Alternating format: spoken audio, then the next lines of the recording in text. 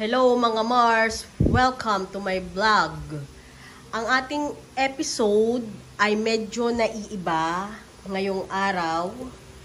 Marami kayong mga nakikitang anik-anik dyan kasi magpipiesta dito bukas. So ngayong araw or hapon na, gagawa tayo ng panabit. Ito ang ating mga isasabit. Meron tayong 20s na bill or bills, whatever, worth of 200 at meron tayong 50s worth of 300 yon.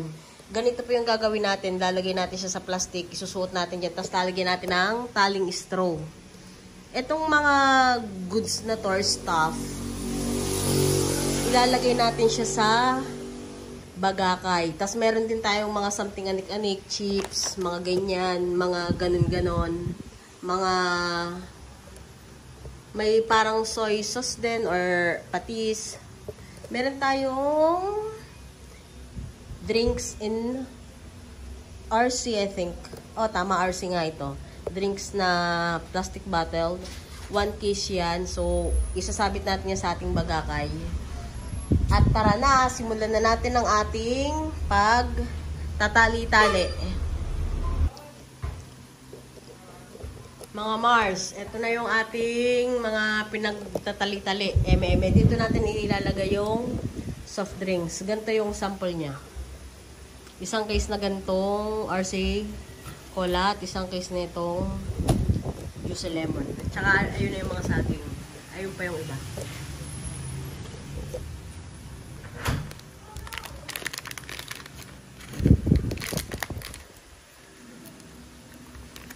Ganito siya tinatali.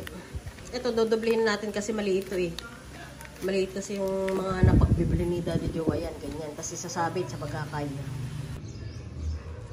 Ito na yung ating mga panabit. Ayan yung tinatawag na puno ng bagakay. Yan yung ating 20s. At yung ating 50s.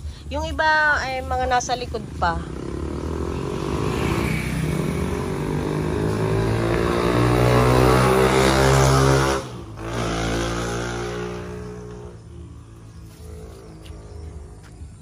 Ayun yung ating sabi.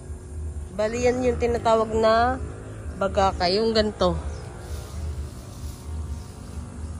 Mahaba yan. Tapos mamaya, itatali na lang natin. Hindi ko siya mabuhat para baliktarin kasi mabigat. Yung iba kasi nasa likod na eh.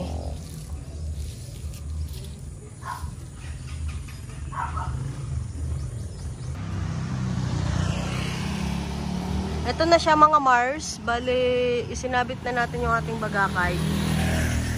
Hindi nyo na marinig yung mga pinagsasasabi ko't gawa tayo nasa tabi ng kalye. Yan, dyan sa aming bahay.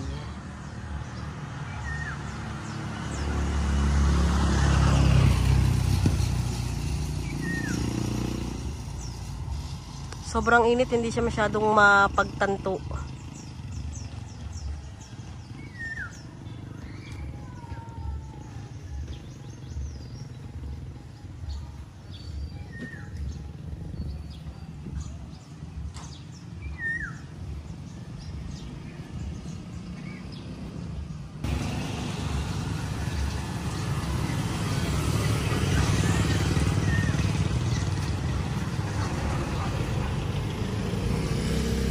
Siya kita dito sa kabilang side kaya parang medyo blurred kasi maraming puno.